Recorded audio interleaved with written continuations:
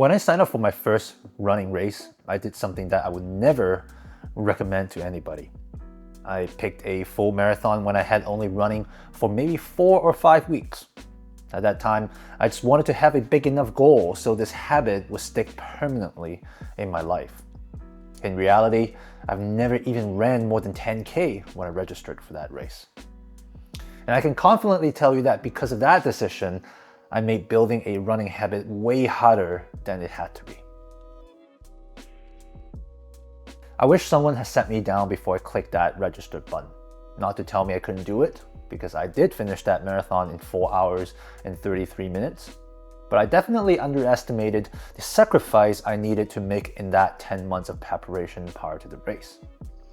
And looking back, the question I should have asked myself wasn't, can I do this? It should have been, should I do this right now? I started running at 33 after a spontaneous collapse lung. When I picked up running, I wanted to get rid of this label of having weak cardio. I was so fed up with other people judging me and limiting what I could do because of this label. All I thought of was, I needed something so serious, I would have no other way out. After thinking back, if I had just stopped and asked myself a few questions before signing up, I would have saved myself months of unnecessary stress. And throughout this journey, I have seen so many beginners make the exact same mistake I made, especially runners who are over 30. They would pick the race that's too far, too soon, and for the wrong reasons, without being educated on what things to look out for when picking up their first race. So in this video, I want to walk you through the 4 decisions that determine whether your first race becomes an awesome or a stressful experience for you. By the end of this video, I want to help you know exactly which race to pick as your first one. Let's get right into it. Before you even look at when the upcoming races are, you need to answer one question. Why racing? Why do you want to race? Most people skip this question entirely.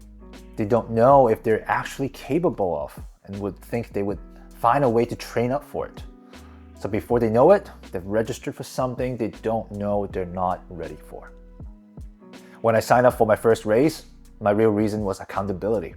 I wanted something scary, something that would force me to take running seriously. And that part definitely worked. But what I did wrong was underestimating the toll and foundation needed to complete the race. I wanted to finish the race and chase for a decent pace. So here's what I want you to do. Take some time after this video and write down your why. Is this about the experience, which would be okay if you cross the finish line at any finishing time? Do you want to prove something to yourself? Write it down. It doesn't have to be super elaborated. Generally, you'll likely land on your why in 2 categories. You're either challenging yourself for a personal record or a PB, or you're looking to have fun and enjoy yourself. If your goal is to have fun, then maybe pace almost doesn't matter. You can walk, you can take photos during the race. But if your goal is to challenge yourself for a new personal record or to see what you're capable of, then the distance you choose matters enormously, and picking the wrong one can break you entirely. Now you might think, why not both enjoying the experience and pushing? In my opinion, that's too much of an expectation for your first race. Unless you've been running for many, many years, you'll find it hard to enjoy and push at the same time. That's just speaking from my own experience. Is it impossible to do? I don't think so. Would I recommend you to pick both for your first race? No, I don't. So lock one in and prioritize that when you go through the next questions I'm going to ask you to make the best decision for yourself. Now let's talk about the next decision you need to make. Road race or trail race. When I first picked up running, I didn't even know there were these 2 types. I thought running was just running. As I gained more knowledge and experience, I learned that besides elevations, these terrain types actually could affect the difficulties. I've trained and ran on both types of races, and I can tell you that road racing is very different than trail racing. One of the biggest differences are the shoes you would use. Road running shoes will have a hard time performing on trails, and vice versa for trail running shoes. So picking the terrain type part to training will also help you to decide what gears you need. For my recommendation, I'm going to keep this super simple for you. For your first race, especially if you're over 30 like me, find a road race that has an elevation profile that is as flat as possible. Not because you shouldn't challenge yourself, but because you and your body are still learning to run long distances. You want to be focused on one thing, which is to keep your effort consistent throughout the race. A trail terrain and an up and down elevation type of route would make that race way harder to do that. So for your very first race, I suggest you simplify everything you possibly can. A flat, concrete road race. That's your starting line. Now for the next one, let's talk about the decision I got wrong. The distance of the race. The most common race distances are 5K, 10K, half marathon, and full marathon. And here's my recommendations based on where you are right now. If you have 0 to 6 months of consistent running, and you never run more than 10K, then target a 10K race, not a 5K race. Most people would say start with a 5K, but a 5K, when you actually race it, it's almost like sprinting the whole way. It's short enough that you need to push yourself into a pretty uncomfortable pace from the beginning of the race. A 10K race is different. It's long enough that you have to pace yourself. You have to think and strategize.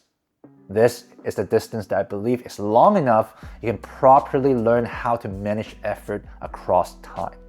And that skill, managing effort, is the foundation of building a healthy running habit. Especially if you're over 30, learning how to manage effort and not overworking yourself is very, very important. Remember this, we are building a healthy running habit here, so pushing all the time doesn't always work. A 10K race also takes longer to train for. I personally would allocate at least 3 to 6 months if I'm starting fresh. And the length of preparation is also why a 10K race makes more sense than a 5K race. You can probably prepare for a 5K race in a month and you'll be totally fine. But that's not enough time for a habit to stick.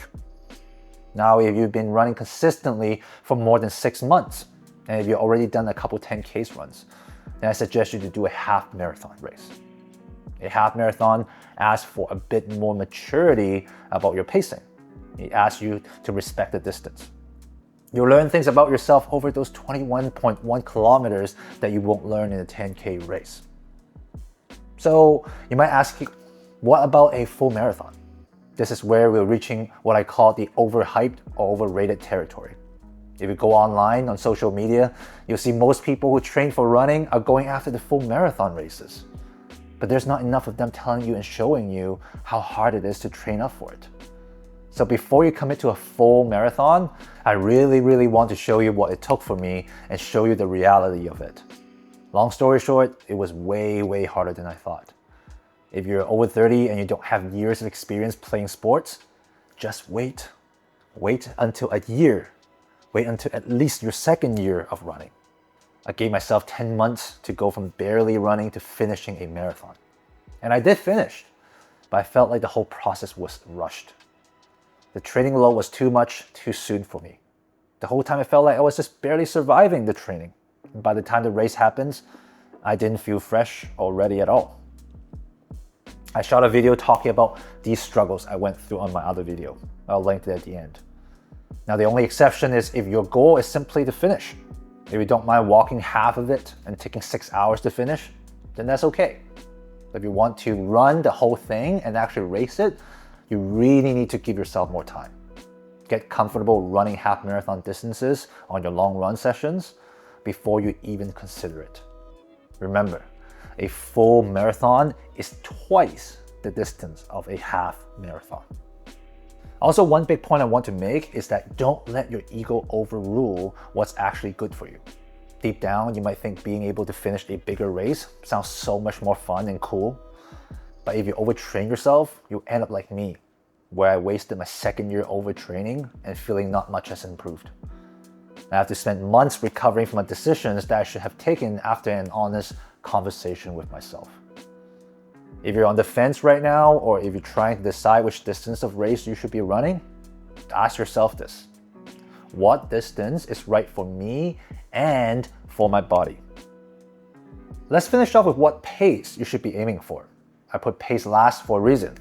because it really depends on what your reason for joining a race is. If you're running for experience, then pace almost doesn't matter. I have friends who run full marathons many times in over 5 hours each. They did the biggest world majors events and they enjoyed every second of it. If you're running for a challenge, then pacing would depend on where your fitness is right now. Most people would go online calculators to find their estimated finish time and plan their training to meet that time. But here's an important caveat. Online calculators can only give you a rough estimate. And the further the distance, the less accurate those calculators become.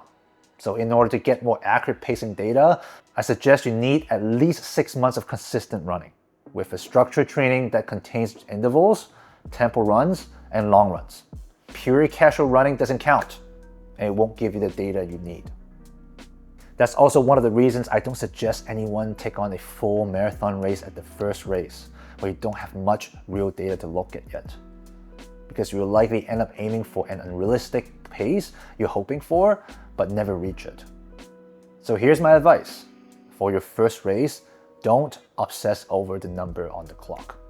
Pick a goal that scares you a little and keeps you accountable without making you miserable. The goal for your first race here is not to prove to anyone how fast you can run.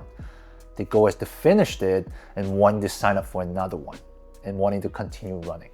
That's the goal. All right, let me bring everything I covered together. Before you sign up for anything, know your why. Is it have fun or challenge for a personal record? Pick one as your top priority. It's hard to enjoy yourself and push yourself at the same time, especially for half marathon and beyond races. After deciding on your why, start with road racing with an elevation profile that is as flat as possible. Don't complicate your first race with unnecessary difficulties. For distance, if you haven't been running consistently for more than 6 months, target a 10K. Otherwise, a half marathon can be your target. And don't ever consider a full marathon until you have at least 1 year of running and have run multiple half marathon distances. Last but not least, for pace, pick a goal that stretches you without breaking you. That's the general guidelines I have for you for your first race. If you're still on the fence, my suggestion is just sign up for one and get on a training plan. In order to properly know what you are capable of, the best way is to test and experiment. And log everything day to day. The process of preparing for a race will teach you more about yourself than if you just do casual run every now and then. Here's what I want to know from you. If you have already signed up for a race, what distance did you pick? And what was your reason? If you haven't yet, which of these 4 decisions are you stuck on? Drop in the comments. And if you know someone who's about to sign up for their first race and you think they might be making the same mistakes I did, send them this video. My name is Felix, just figuring things out one run at a time. I have a whole playlist of marathon training lessons I got from my own training. It's now linked in front of me. Now besides it, this is what YouTube thinks you should watch next. Pick one and I'll see you on the next one.